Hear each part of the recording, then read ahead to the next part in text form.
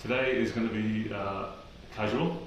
We're not going to be formal presenting this. This is not educational. This is intended to be essentially a one-way conversation. I have taken in some comments and questions that some of you have had over time about what positioning is and how positioning works, and questions about it along the way. So before we begin, I will, those of you who may be tuning in late, this will be edited. I'll cut out all of my pauses and the ahs and the hems and try to make something more coherent out of it in time. So it will be available on demand if this works, and we will get the chance to do it all over again. So, positioning. Thank you for being almost as interested in the subject as I am. We're going to go through really and explain why I'm talking to you about this and why maybe try and communicate some of the passion that I have for positioning. I've been involved with hundreds of different positioning projects over the years, and 25 years of really focusing and learning how to position pharmaceutical products. We'll touch on why I'm interested in the difference between positioning pharmaceuticals and positioning other products. But I think it's fair to say that I've been involved with the team and some remarkable clients in some of the industry's most successful positioning projects. And that sounds slightly hyperbolic, but I think we'll go on to show to you why, for example, a product like Opdivo here, which in its first year was remarkably successful competitively against a direct head-to-head competitor in a space that the world regards as full of data and objectivity and rationality. Opdivo outperformed Keytruda to a remarkable extent in its first year, and I will come on to talk about why I believe that is partly down to the positioning, because the products essentially were interchangeable. So I won't dwell too much on who I am, where I've been, except to say that IDEA has been responsible for positioning more blockbusters than any other agency in the last 20 years. And if you look at our statistics this year, for example, we positioned 2 of the top 5 launches of 2018. We positioned 4 of the top 10 launches of 2017 and 5 of the top 10 launches of 2016. So, you know, we're talking from a position of strength. We think really hard about this. I research case studies continuously for both from the consumer environment and from the pharmaceutical environment to see what we can be learning and to continue to challenge the way that we think about it. So the first question is, what is positioning? And there is, of course, a classical definition, which is that this is the space in the mind of the audience that you want to occupy. But I want you to think about what that means. So our minds are full of a bunch of stuff. We tend to remember associations with products that are essentially given to us either actively or passively. So this can be based on our own experience of using the product, if we've ever come into contact with it. But let's think about what we mean by the space in the mind of the audience. We don't have a lot of room to think about the whole world of things we've got to get done every day. So the question is, does anyone remember a statement? And I guarantee you that no one watching this can recite a positioning statement for any of the products that you use every day. So the question comes, well, what is positioning, and if it's a space in the mind of the audience when they begin to think about you. It also needs to be in the heart, so not just in the head when they think about it. And this is where we like to talk about the idea of the product. So what is the idea of Avastin, for example? What is the idea of Cymbalta? What's the idea of Opdivo? And that idea is a much simpler form than the traditional positioning statement. So when we talk about positioning, we talk about something that people believe about your product. And it is a belief. It's not necessarily based on their experience. It's not necessarily based on how they've witnessed it and seen it used, and all of the data that come with it. It's a belief. So first of all, it isn't the same as everything that they've been shown over time. So let's go on. We have this kind of comment here: positioning is not about what you can say today, but choosing what to be able to say in the future. So let's unpack what we mean by that. So positioning in its classic sense is traditionally thought about for a marketed product. In pharmaceuticals, you get the chance, of course, to decide what product is launched, to decide which endpoints, which patient populations, which segments, which approaches you want to take, and which words you want to use next to it. So some of this is an active choice about describing where you've been or the data that you've collected, but mostly it's about deciding the journey and the destination that you want your audience to go on with you. So this choice about what to be able to say in the future, if you don't encode it in the positioning, you're never going to study it. So let's think back to an example like Cymbalta. So Cymbalta couldn't have been positioned as depression hurts unless they had done the studies in phase 2 that allowed them to do the phase 3 studies in pain that allowed them to say depression hurts. So there's a window of opportunity to begin to craft a differentiation for your product that moves you towards what we would call a positioning. And it's also important to think about the idea of stage appropriate positioning. So at the point that you're thinking about taking a product and turning it left into pain instead of into depression, it doesn't matter what you say about it at that point. The most important thing is that the team internally is aligned on the opportunity that positioning represents. Get closer to launch, of course, and people are a lot more worried about the words and the phrases and the kind of visualization of that positioning. So we talk about this stage appropriate positioning because the positioning that you do at the beginning of phase 2 isn't the same as the positioning that you do at the beginning of phase 3, and it certainly isn't the same as you do when you're on market, or even thinking about repositioning, which we'll come on to in a little while. And of course, the reason that we worry so much about it is essentially written down here, which is this kind of comment from someone important in the US. If I'm going to speak for 10 minutes, I need a week to prepare. If I'm going to speak for 15 minutes, 3 days, if it's half an hour, 2 days, if it's an hour, I'm ready now. And I think we all recognize that truth, that it's much easier sometimes to talk for an hour and ramble about it without coming up with a specific theme than if you have 5 seconds to communicate the point of your drug, the idea of your drug. So if you have 5 seconds, that's why positioning matters, is because every word matters, every idea that you want to convey matters, and it takes a long time to prepare, and we shouldn't be approaching this in any kind of fashion that suggests that it doesn't matter. So it really is incredibly important that we align across the teams.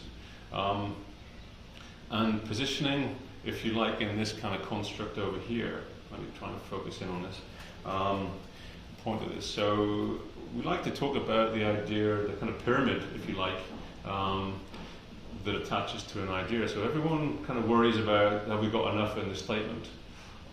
That's not the most important thing that you can do with your positioning. It's all a pyramid, and through the pyramid it should be the exact same positioning. So it doesn't matter whether you come up with a 2 or 3 word idea right at this pinnacle up here. Doesn't matter if you have a 2-word approach there. Underneath that, you should be able to elaborate who it's for, what benefits it provides, why they will be valued by anyone, what's the intrinsic value.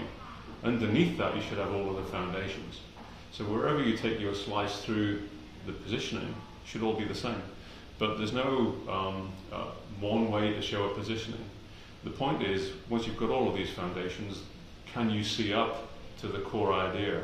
And I will suggest that a lot of positionings fail at that point because often they've got what's down here, but they forget to crystallize it into a meaningful proposition further up. So let's think about the way that I communicate our philosophy. So we need to find the most powerful thing that customers will believe about our drug. Now think about all of those components of the sentence. The most powerful thing that our customers will believe. So let's focus on the customer, because uniquely in pharmaceuticals there's a lot going on. You think about the physician, which is the classic approach.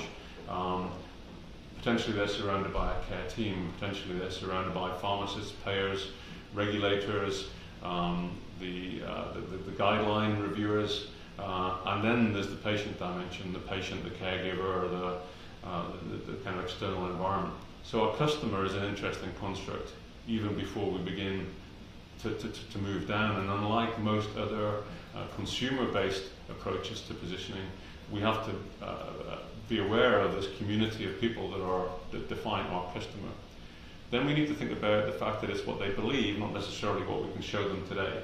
So without getting into too much of the regulatory constraints, we need to think about something important that they will believe about the drug. And of course we won't be able to back all of it up with data on day one. We need to remember, especially at the beginning of phase 2, phase 3 on market, the least amount of evidence that we'll ever have is today. We'll collect more evidence in the future, but we need to give that evidence a direction. But people will believe things that they haven't been shown if we're able to link some of their current or existing beliefs together. So then we need to think about what's the most powerful thing that they will believe about our drug. We talk about powerful because it needs to be memorable, it needs to be able to be retained and also drive interest, motivation, all of the other things that positioning has to do. So potency in positioning is measured in how much difference did it make to someone's perception of the drug. We then need to give them a reason to believe that. Traditionally in pharma, that comes down to some evidence or some data, and I'm going to suggest that's the wrong place to start looking for a reason to believe. You may be able to use Lipitor as a great example to leverage a class effect to your benefit. So if you can show that you're better at one of the surrogates within that class, you might be able to convince everyone that you're better at everything else. And let's unpack that Lipitor example. When you asked cardiologists at the time that the statins were a significant play, most of them said that they used products based on the outcomes that they provided. What Lipitor understood was that the early surrogate marker of effect for a statin was how quickly it lowered LDL within 30 days. So in owning that space, the LDL lowering within 30 days, which is all they ever did, they were able to have customers believe that that linked so tightly and firmly to the endpoints that everyone said that they were most interested in. So of course people are going to say they're interested in outcomes because no one's going to tell you that the most important thing to them is the LDL numbers in 30 days, but that was what drove interest. But actually this is a reason to believe that Lipitor was the best statin in the marketplace, which was essentially the way that it was positioned. Then let's think about this next thing, so let me try and zoom in. We need to tell them where and how they should use the drug. It's really important for us to remember that our customers don't need to know anything about our drug. The worst that they can do is as well as they did yesterday. Yesterday, they got their salary, they continue to make patients happy. We're going to go in with a life-changing drug. We need to convince them that it's that. But we need to be talking about which patients and how and so forth, and really give them some idea of the segment that's going to benefit. Then you come to an idea philosophy, which is that you cannot get an insight from asking physicians what they want. And you certainly can't research positioning that way because people don't know. They don't know what you can have, they don't know what your product might do. So we can't research our way to an answer. And if you've ever followed my articles, there's this interesting article which is who do you ask when no one knows? So if you're launching a first-in-class product and you want to understand how best to position it, the question is who do you ask about that positioning? So we'll talk about the difference between insights and unmet need and what to position. So we can't essentially go out and ask people how to position our own drug. That's our job, and we need to get better at doing it. But insights do come from watching reactions to new ideas. They come from showing people something that they didn't know they could have, and then potentially watching their reactions and listening very closely to what they say. They don't know what your drug can do. They certainly don't know what the drug would do if you put it into a different indication, into a different patient population, or measured a different endpoint. All of those things are yours, not theirs to be thinking about. Of course, the other thing that happens when you ask people in research about positioning is that they tell you what they've got, plus 10%. I'd like it like this, but slightly better. So that old adage that Henry Ford said the world wanted faster horses, which was never true. Sorry, he didn't say that. But we all get that idea that if you ask people what they want, they're going to give you what they've got, plus 10%. It's going to go faster, cheaper, easier, all those things. So it's important that if we're going to show someone a bold idea that they've never seen before, one of the worst things that could happen is we show someone something bold and they say, I don't like that. Because we don't always know how we're going to behave and believe in a year's time. So, and then this final comment on here. There is no such thing as efficacy. If I was able to give you one cheat from 20 years worth of, 25 years worth of positioning, it's that whenever you hear the word efficacy, you should hold your hand up and say, what do you mean? And the reason to do that is efficacy, literally, means that the product works. What it works at, what it does, is for you to define. So think about the rheumatoid arthritis space. Does efficacy mean control of symptoms? Does it mean control of inflammation? Does it mean control of the disease? Does it mean control of the pathology? So people say they've got more efficacy than somebody else. Well, which version of that efficacy do you want to be the one that you own? Because the problem is, everyone's got efficacy. Your version of efficacy might actually be more potent as an idea than their version of efficacy, controlling pathology versus controlling symptoms or pain, for example. So stop when you hear the word efficacy and roll back and say, what do we mean by efficacy? What do we mean by tolerability? What do we mean by preference, convenience, all of those other things? So just remember this, efficacy means 50 things, it doesn't mean one thing. So there is no way to position on efficacy. That's essentially what our job is on the way through. So let's think a little bit harder about why we're positioning at all. So positioning is about differentiating your product. One thing that the kind of McKinsey version of the world does is to take people towards not differentiating, to saying nice things about the class, but not differentiating your product within it. And let's be mindful, you can differentiate really easily, doesn't mean that it's better. So we need to differentiate on the thing that matters most to our physicians. So it doesn't mean starting with the innate intrinsic differentiation of your drug, but it does mean that you have to think about how your product stops becoming a me too within its space. Me too, if you allow it, people talk about class effect all the time, it's a choice, it's not a fact. Rare that we've ever seen any class of drugs that all behave the same. You take atypical antipsychotics, they're more different than each other than they are like each other. So they're called atypicals, but it doesn't tell you anything about the antipsychotics. Same thing with RA drugs. You think about the way that they're described. Often they're described in this way that suggests they're a me too, or you take checkpoint inhibitors as an example. It's a choice, not a fact, if you allow that idea to explain itself. So what do we really need to look for when we're looking for opportunity? So positioning doesn't have rules. It's got craft, it's got discipline, it's got process, it's got all kinds of method, but it doesn't have rules. The most important thing that you can do in positioning is to learn all of the ways to do it and then look for one more way. And in the way that you begin to look for how is my product differentiated, you've got to do an awful lot of work. You have to start to explore the way that it works. So what is this mechanism of action? Or, bigger than that, this mechanism of effect. Because people talk about the molecular binding all the time because as if that's a mechanism of action. It's not. The mechanism of effect sometimes is a more potent way to look at it. Or it can be a mechanism of disease, or it can be the way that the pathology works versus the symptomatology. It can be what those dimensions of efficacy are, because your product might be better at something that no one's measuring in the clinic at the moment, and you might need to begin to think about that. So you also need to think about sometimes positioning essentially provides an explanation for why you see what you see with the drug. So let's go back to Avastin and explore some of the things that are up here. So positioning as an anti-angiogenic for Avastin was a huge breakthrough. When you think about the choices that were available at the time, they could have positioned on phenomenal breakthrough data in colorectal cancer. It was a breakthrough in an area that really needed it. The idea of VEGF as a mechanism of action Well, it's interesting. Many other putative mechanisms in oncology have failed though, so we need to remember people don't necessarily believe everything that they're told. We needed to convince the world that it worked in combination, not just as a monotherapy, and that it made the partner better. Well, one of the ways to do that is to explain how it works.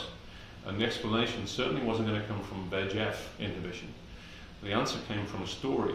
The answer came from a story about angiogenesis, about the creation of new blood vessels and inhibiting that. I guarantee you, when that was taken out to the world, most people weren't excited by that story because it seemed too simplistic.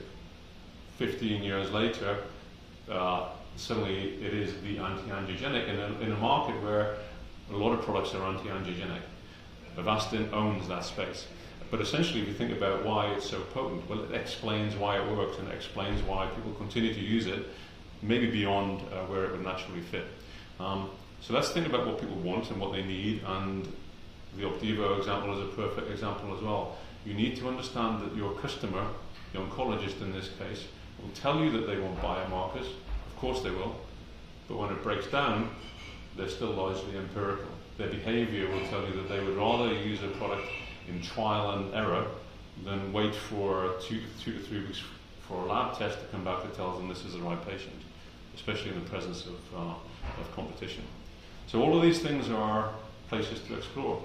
There's no rules. There's no one place that we would recommend to go, look, you've got to do the work, you've got to turn over every stone, really looking for how it works.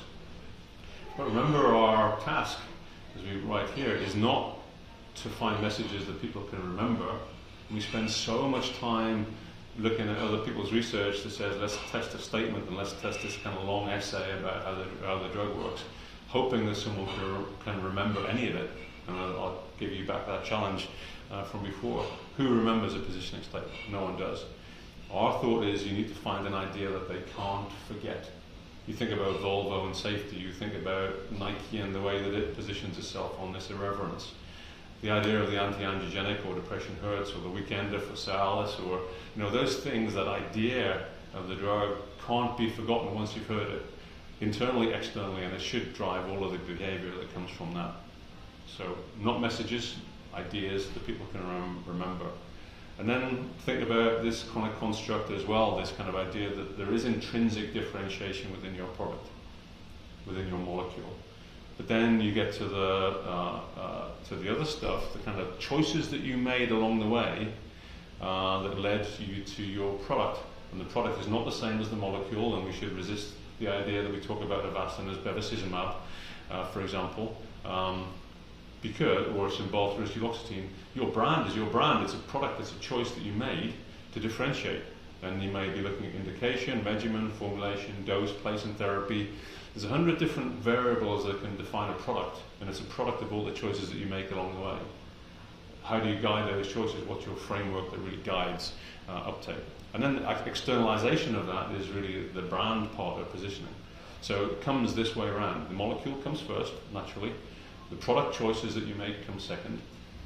The externalization of that comes third, and the positioning absolutely fits into the creation of your product, and then into the brief and the framework that your brand gets. And it should be tight. You don't get to go to Apple and start to play around with positioning, because it matters. People can't just make their own minds up, and certainly agencies can't make their own minds up about what the positioning is. It's tight enough, descriptive enough that we can do something with it. So let's think about the, actually I don't know whether you can see this, I'm trying to control the image. We love this image partly because it kind of illustrates this idea that, while everyone else is looking at this fake rabbit, that there's one dog that's seen the real meat and is often pursuing it.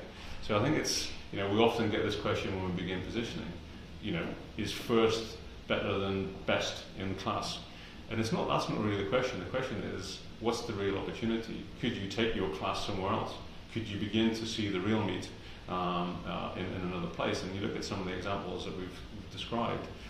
Great products sometimes begin their positioning in phase 2 by exploration of endpoints that matter, patients, to physicians, that no one else began to look at creation of new scales. If you're going to create a scale that you're going to use in phase 3, then you need to have done it in phase 2 in order for it to be validated and begin to track it in. So we talk about this kind of runway of opportunity to get into making a meaningful difference in positioning. Where is the real opportunity for your product? Think about the indication choices, your life cycle choices, your sequence of launches, and then begin to move it on. So I want to address some of the questions that we got when I mentioned that we were going to do this. So how early is too early and how late is too late? So probably you've seen the kind of, from the conversation already, how early is too early. It's never too early to think about positioning a product. Even if it's a notional product, even if you have a target opportunity profile, you still need a positioning within your landscape and the customer landscape to drive that choice. So you can position when you've got no product. The idea that you would wait until phase 3, you're essentially consigning yourself to only developing messaging, because your ability to affect the trajectory for your product, your ability to affect the label, all of those other things are lost to you at that point. So how early is too early? It's never too early. Realistically, no one's going to give you budget to do any of this work until really the end of phase 1, beginning of phase 2. Our suggestion is that the beginning of phase 2 is the ideal time to be doing this. Let's think about during phase 2 and then before phase 3 starts. That's your last real time to have the kind of impact that we believe that you need to have. So the question is, how late is too late? And there is no too late for positioning. We'll come back to this in repositioning. The question is, if you've got a good positioning, should you ever change it? I would suggest that if you're in phase 3 and you're thinking about doing positioning, you already have one. What you have is a passive positioning. You have a positioning that's driven by your R&D colleagues, the choice of what they wanted to study, the choice of which patients they wanted to study, the choice of the value proposition that really fits next to that. Has already been decided for you. So how late is too late? Well, I'd suggest that by the time you've begun your study, it's already too late. You know, and we've got some kind of, let's try and get this out a little bit. We've got some kind of adages that really talk about this. So the best time to build the idea of your product was at the beginning of phase 2. The next best time is now. So it's never too late, and actually it's always worth having an investigation into whether your positioning is in the right place. So big question that we had was, who is involved? Is it a marketing function? Is it a clinical function? Is it a regulatory function? Or is it a function of market research? I think you'll probably understand already. Our belief is that this is a whole team effort. This is a global product team effort to understand this. And those people who've been most successful in pharmaceuticals have understood that you're launching something that people want. So it makes sense to understand what people want and what their unmet need is. Any idea that you would unpack this and just launch what's easy, launch what's accessible, because that's got a lower probability of, a higher probability of technical success.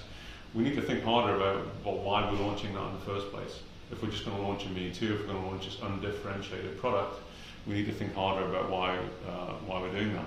So, at the minimum, you need your R&D colleagues. Most importantly, the commercial team should understand what positioning is and what it's for, but also you need your regulators on board, with market research and competitive intelligence underpinning all of that. So who's involved? Everyone. Of course you can have a core team, but really we should be sort of moving it out. So then the related question is, what comes first? Is it insight or is it ideas? Think about it this way. If you took your molecule, or let's say, and sometimes we try to break this down, if you took the specification sheet for a new iPhone, the iPhone 11, and you showed it to me or you showed it to the folks in your office, do you think that they would have any understanding of what that phone would do for them in the future? They can't. Bring it back to pharmaceuticals, and suddenly we think that doctors are able to take a target product profile and understand suddenly where that product should fit into the competitor landscape. That doesn't work. They can't tell you what the competitors are going to do. They certainly can't tell you what your product's going to do. So then you think, well, what's the insight that we need? Is it unmet need? Is it into the kind of real thing that they will believe about your product that will motivate their use? You know, how do you get that insight?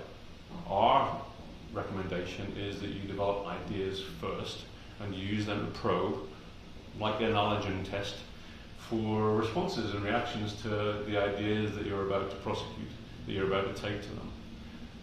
Which is a Steve Jobs idea. It's a kind of idea of a lot of people who have been successful with products over the years, is that you take your idea and then you come up with another one, and then you see how people react to those ideas. And what they might tell you is that they're interested in the product doing some of what you wanted, but maybe if it did this other thing as well, that would be interesting and useful. So our suggestion is that ideas come first, and they're really easy because you know what the product does, you understand the landscape, you know what your R&D colleagues want to study. You take those ideas out to the marketplace and really understand where and how motivational those things would be. That's how you develop deep, meaningful insight. You don't do it by researching landscapes. And I guarantee you that the biggest mistake that pharma makes is to look for insight under the light that shines from the market research. And if you spent all of your time investigating asthma for your drug, and it would fit better into COPD, but you've got no insights over there, or all of a sudden that opportunity is lost to you. So then we get to one of the really big questions in this, which is how closely is positioning related to messaging? Excuse me. This is a thorn in our side constantly, because someone will always say, you can't say that. We don't have those data. That's the point. That is literally the point of positioning, which is to choose to collect those data in support of your positioning. Once you've set your journey and your destination, you can choose to begin to collect data and evidence and reasons to believe that it exists. So the question is, how closely does it relate to messaging? Let's think about the function of positioning is to drive an internal alignment about how your product fits into the landscape and then into the minds of your customer. It doesn't have to be related to messaging directly in any way. We could run through a list of the positionings for some of the products that you're probably very familiar with, Nike, Apple, and Disney, and a bunch of others. You wouldn't recognize any of the words that they use in their positionings. They don't have to. What they have to do is to create an idea that the story then goes on to elaborate. And it can elaborate over time. So the idea that you want your positioning to last for 10, 20, 30 years, that's when positioning is potent. Does that have to relate to messaging? And thereby, does it have to relate back to data? Absolutely not. So we talk a lot about the idea that the best template for your positioning is actually the label that you want, the draft label that you create. It's already got the who, it's already got the what, it's already got the why built into it. And I guarantee you that a draft label becomes more of a contract for your internal team than the positioning statement ever can do. Because if it isn't in the label, you can't say it anyway. So the decision to choose what to say in the future is down to you. It's down to your choice of what you put in the label. And if you chose to not study it, so it didn't get in the label, that's a choice. That's fine. You can make that choice. But we need to remember that the label already has most of the functions of the template that sits within it. We always talk about why we come up with an idea more than a positioning statement. It's because statements usually have 5 or 6 ideas in them, not one. And that's one of the big risks that we see is if you take a statement that's got 5 or 6 ideas in it, and then you ask the agencies to execute and the sales reps to describe the product, you get 1,000 different stories that then disperse and become a couple of million different stories. So this idea of a tight framework, people shouldn't be questioning what your positioning is. They could question how to execute it, that's fine. They could question you how to execute it in Germany, that's different. But the idea that someone plays with your positioning at a global level, it should be tight enough and descriptive enough and prescriptive enough and proscriptive enough that no one gets to play with it.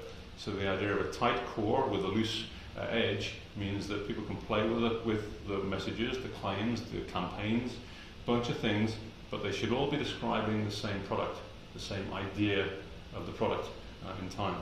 So then you're going to get onto one of my biggest breakthroughs when we think about positioning. This idea of active versus passive positioning. And you'll understand some of why I have an issue with the way positioning is researched within pharma. So there's 2 ways of doing things. One is that you can take some data, some putative data, some prospective data, and you can go to your audience and say, what do you think of this? Well, you could do that in your positioning process, or you could do that when the product's launched. Because that's what you're going to have. You're going to have a product, you're going to have a label, you're going to have data. Take it to them and see what they would do with it. Because that's essentially what you're doing in your positioning testing as it stands. You're passively positioning your product. You're letting the audience decide where it fits. And they might tell you that there's no obvious place, that it's just a member of the class. That's not their job. It is your job to try and give them somewhere else to go. So we talk about this difference between active and passive positioning. Positioning literally means to create a different belief in the mind of your audience than the one that they would naturally arrive at. Because if all you're doing is understanding what your audience would do with your product, no matter how nicely you describe it and how many nice words you use, that is passive positioning. It's a place of default. It's not a place of choice. So very easy. You might as well not do the whole thing. You might as well just put some data tables, some charts up, and then let the audience decide where to use the product. Because that's what you've done in the positioning exercise. In order to differentiate, you need to take an idea that they wouldn't have come up with themselves and understand what their reaction to that might be. That is active positioning. That's how you change mindsets rather than just reflecting what people think of your data. So we'll come back to this idea. If all you're ever going to do is passive positioning, and by that we mean the traditional approach, the kind of McKinsey approach of researching everything to death, including the statement, for goodness sake, that can only ever be passive positioning. It's what I think of the data that you showed me, and it's where I think I would use the product, and I'm never going to vary from that view. Tell me that you'd use it over here though, change my mind, give me a reason to believe that it fits differently, or that perhaps it's not the same as its direct competitors, and suddenly I'll think differently about it. You go back to Cymbalta, for example. Cymbalta was a generic, essentially, antidepressant. The idea that it was able to command its space in the pain marketplace was a choice. It was an active positioning. Positioning Avastin as an androgenic, or Cymbalta or Cialis versus Viagra, distinct polarized positions for the marketplace, in a place where potentially 36-hour potentiation for Cialis was a bad thing. Suddenly it's a good thing because you're positioning against the benefit. You need to do that work.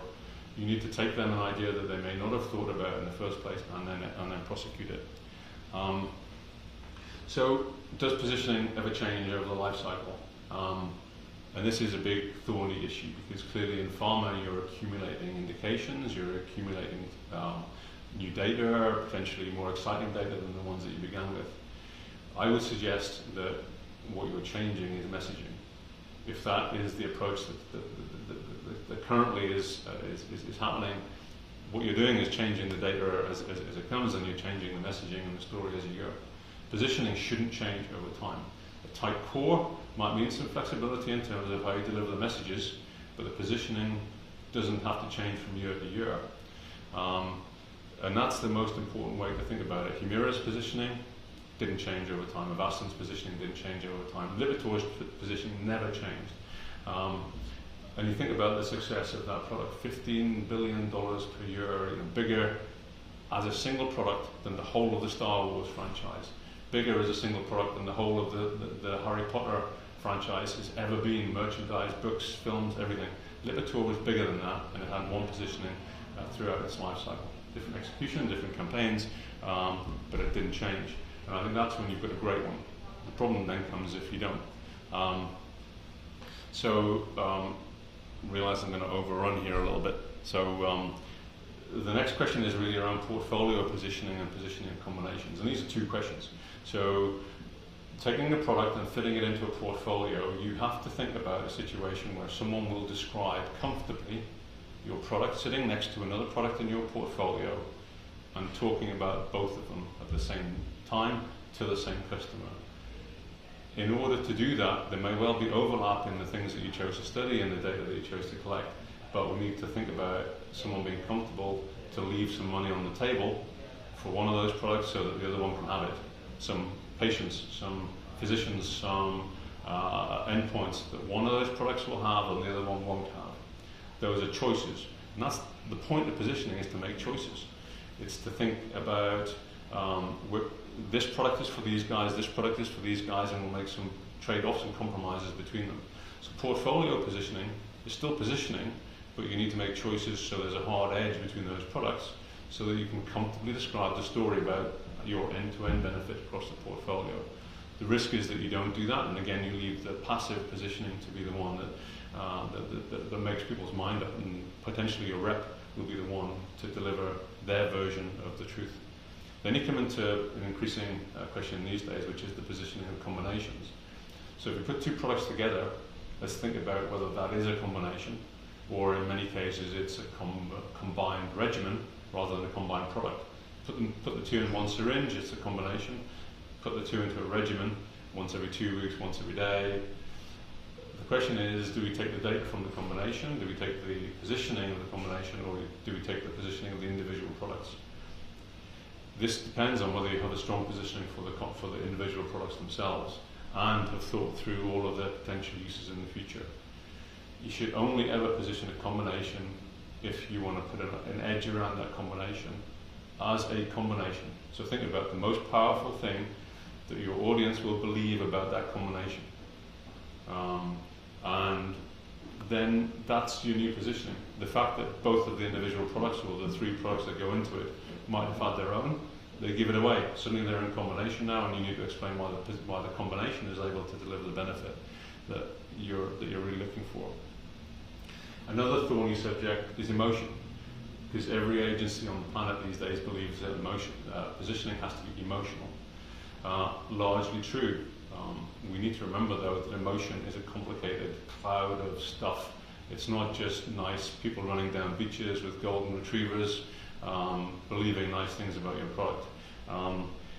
We talk about emotions, things that make us do what we do, the kind of behavioral science of emotion. We might be anxious, we might be moving away from, we might be moving towards something. We might be people that want to solve problems, we might be people that don't. Really, the most important thing with emotion, and it's one of the tools that you play with, is to see whether it's possible to position on emotion. Is that what drives your audience? And if your product can link to that emotion better than anyone else's, you've got a great idea to begin to test against all of the other ideas. So emotion has a place, but we need to understand which emotions and whether they are negative or positive emotions that we're playing with, and begin to understand how we might motivate our audience to believe something about us. The problem in pharma is you think about that cluster of audiences that we've described before, and you think about the emotions of all of those people. Suddenly you've got a physician and a patient that might be differently motivated to seek to use this product. But we should be having one positioning that really drives uptake between both of them. So if it comes to something that's highly motivating for physicians but not for patients, what do we do with it? Versus an idea that might be driving the attitude of both. Well, we might need to give that idea away, because positioning on emotion is a dangerous, unstable place to go. Pharma does it all the time, and we've seen the benefit of that, which is horribly positioned products, where we're all talking to benefits and uplifts and this kind of idea of a benefit ladder. I'm just going to draw on this whiteboard quickly. People talk about a benefit ladder a lot. And the idea traditionally has been that you take your product down at this point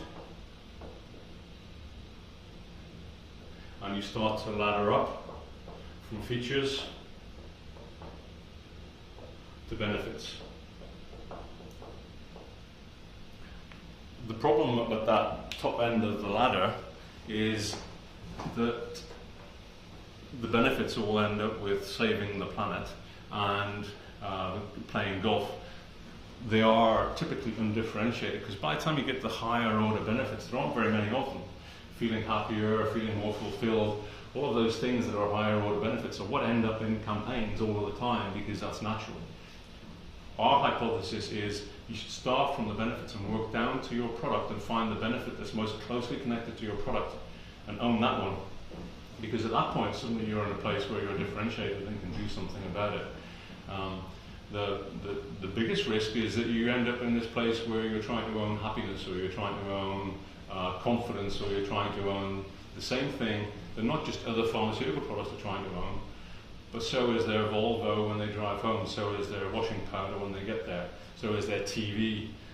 This idea that you're doing better for patients, well, you need to think about their role in the game too. So emotion is a highly loaded place to play, and we need to be careful in using it as part of our armamentarium.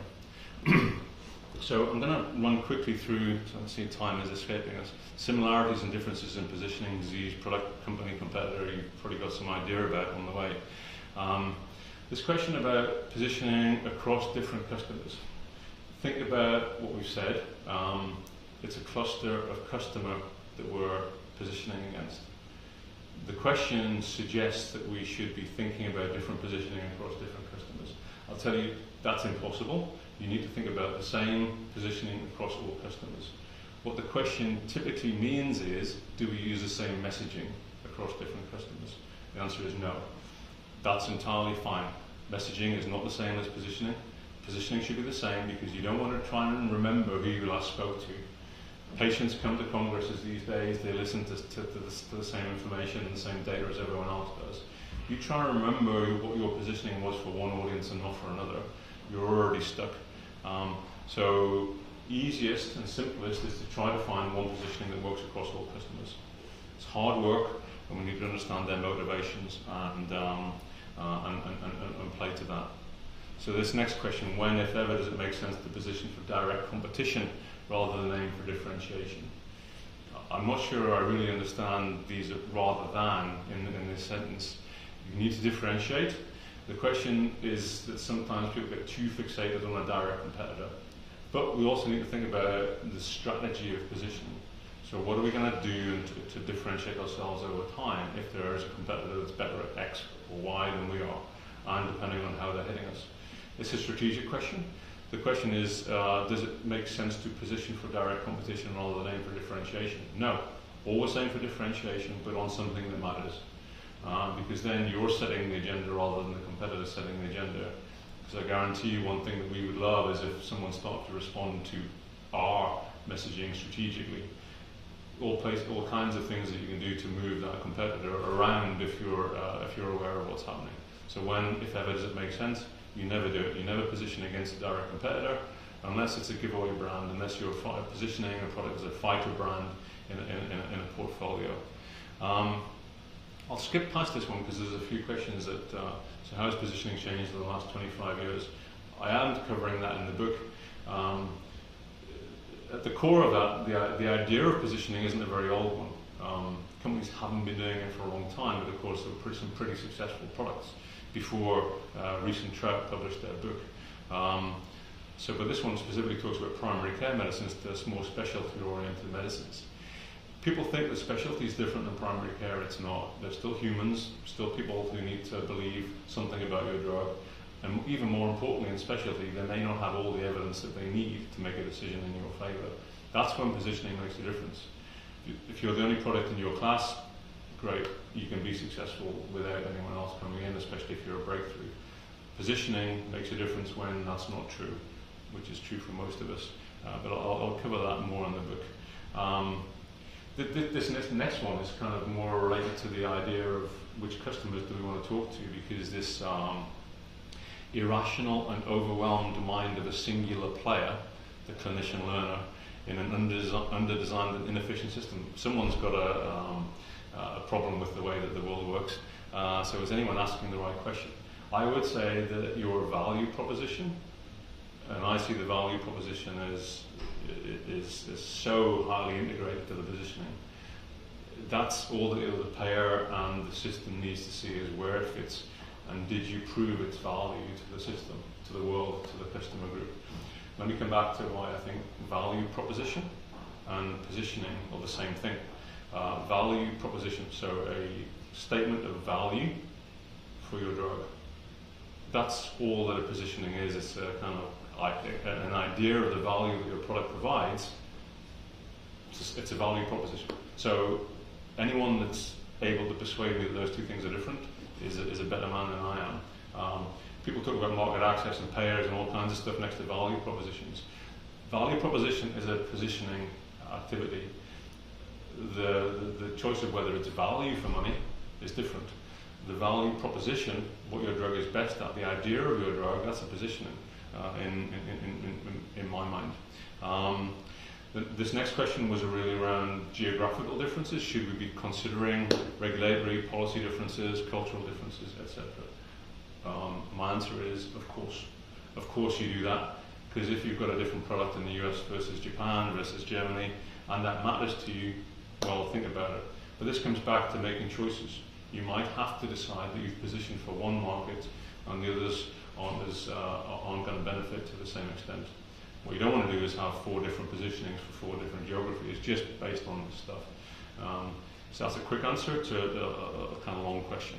Can a product be effectively repositioned? Absolutely. Some of the most exciting work that we've done has been on repositioning. The question is how you know you need to, and if you're flat unnecessarily against the competitive landscape, then you should be thinking about repositioning. Fact is, you should always be thinking about repositioning. And that's not at odds with this idea that positioning shouldn't change over time. It shouldn't, if you did it right. But the problem in pharma these days is most of the positionings we see, 99% of them are horrible. They don't have a positioning in them, they don't have an idea in them, they've been crafted from the wrong ideas, they've been wordsmithed to death and so forth. Those positionings, absolutely reposition them because they were never any good in the first place. And there's never a better time than today to begin to think about that. So can you reposition? Should you reposition? 2 different questions. Can you? Yes. Should you? Only if the positioning is somehow getting in the way of people seeing your product for what it is.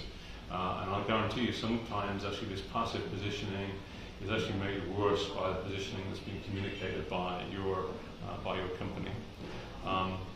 This question of how significant is the name and the choice of brand name in the positioning. Our suggestion is that the brand name should be secondary. Choose your positioning and choose a brand name. Because otherwise the brand name by the people that sell those kinds of things will be predicated on strength or potency or power or friendliness or those other things. So is every soap powder and car. So those names will come off a shelf that just suggest those things. If you've got an exquisite positioning, that often leads to an exquisite brand name. You think about a product like Abilify. What would you give to have a name like Abilify within a marketplace where it plays? A positioning that drives a brand name is way more successful than a brand name that drives a positioning. So this question on positioning versus segmentation, there is no way of separating those 2 things. This chicken and egg literally describes the situation that we have here. How could you segment unless you know your positioning? How could you position unless you know the way that it could segment? This is where you have to come up with hypotheses and ideas and find out how they interact with your marketplace. Do it that way around, it gets much easier, because if you start with segmentation, I guarantee you'll end up never being able to answer the question about which segments you should be targeting, because there is no right answer to that. Because some of your ideas, your hypotheses might change how the market segments. Once you drop your positioning into a landscape, the market should segment differently than it did before you brought the idea in. So the idea that there is a segmentation that is invariable, that's inflexible, that will never change. Some of the rules of segmentation are, the first one, for example, would people be prepared to move from one segment to another? That already tells you that you can't start with segmentation as a way of trying to understand positioning. This next question, which is a long one, and I don't know whether you get a chance to read all of that. Organizations still get it wrong. So how do you bring an entire organization around the importance of positioning early? That's partly what I'm trying to do here, is just to try to get people to understand that it matters, and it's not just a positioning statement that matters. And why it matters is that your clinical guys should be studying your positioning into the label, and then they should be studying it into the sequence of launches and lifecycle management on the way through, into the value dossier, into everything that they do. So if people don't get the idea of it being important when they understand why positioning matters, then there's very much, that's a difficult organizational challenge to fix.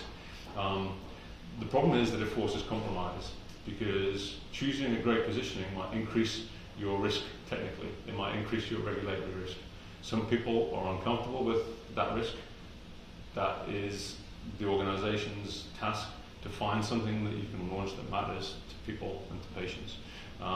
So the idea that it's a marketing thing versus a clinical regulatory thing or whatever, we need to get people to think harder about launching the kind of successful products that we used to launch, the Cymbaltas, the Avastins, the Viagras even in the marketplace, where decisions were taken early about how they were going to change the landscape. beyond them. I won't touch on this one, or really this one. There are a lot of kind of fundamentals to the way the positioning works, but we need to think about, some things that we describe on this chart here. So, there's what your drug is good at, and what patients value. And we need to remember patients have a range of things that they want. It's not all efficacy. We need to think about terms that we use. You think about oncology, for example. We use PFS and OS as if they were meaningful to people. Well, anecdotally we hear oncologists say, I've never prescribed overall survival to a patient. Doesn't mean anything. There's a chance of life, there's whatever. OS is a clinical trial metric across a population. Get into the individual and it starts to change. They may also be more interested in symptomatic control than survival, for example. But then we need to think about what's in your label and what people are prepared to pay for. And actually at the kind of hub of all of that, there's really the chance of what you choose to launch. And remember this thing that it is a choice rather than a kind of fait accompli, what you're gonna take out there. So there are many things, and we produce a lot of stuff on the web about what positioning is. The kind of cold reality is that we see a lot of things that are just not positioning. So they're statements, they're nice sentences, they're aspirational, campaignable claims. That's not the starting point for positioning. If you can't distill it down to a core idea, and we talk about this thing all the time, squint at it, look at it, at the core of it, does it feel like there's an idea there? If you can't tell who'll be the first patient to get the drug, if it doesn't provide a brief for the phase 3 design, if it doesn't track into the label and then into the things that you can say about it, if you can't tell which physician is going to be the one to prescribe the drug, if it's focused on the first launch and not the 5th launch for your product, if it uses data as the reason to believe, like, look at this data, isn't it great, then you're under pressure. If there's no story, just superlatives, it's the best, it's the preferred, it's the drug of choice, you already know it's in the wrong place. It's been wordsmithed to death, and I was horrified to hear that McKinsey and others will take out positioning statements to your audience and then ask them to wordsmith them. What a ridiculous idea. Great to feed the invoices for consultancy, but none of us are comfortable looking at positioning statements. All we'll do is wordsmith and compromise and dumb it down and make it nice instead of potent. Referencing class, if you're going to say you're the best in class, well, you've just given everyone else a leg up to say that this is a class of drugs and your product should be standing alone. And here's a quick cheat just to remind that if it includes the words efficacy, safety or tolerability, it's already not a positioning statement. So you come back to those cheats that I described before. Efficacy, hold your hands up and say stop. We need to be thinking differently about the kind of efficacy that we want to be moving our customers towards. So I think I've hit the hour mark, and I'm going to thank you if you have been watching for your patience, because I'm keen to learn how to do this, whether I'm answering the right questions, whether I'm talking too much, whether you can hear me, whether you can see me, all of those other things. So looking for feedback. Got a lot more to say on the subject and a lot more to write down on the subject. So thank you. We will try and produce an edited version of this video. If you ever want slides, if you ever want to talk to me, if you ever want to send me questions, I'm looking for questions to answer as I'm writing the book. So it doesn't just have to be in this format that we answer those questions. Apologies for those of you who had questions that I didn't cover. But let's think about the core. Positioning is about active choices for where you want your product to succeed, not passive. So never ask your audience where they think your product fits based on its TPP. We'll cover the TPP separately. Never ask your audience that. Focus it on active positioning. Focus it on getting past that idea of efficacy into what that really means. Those two things are the biggest cheat you'll ever have.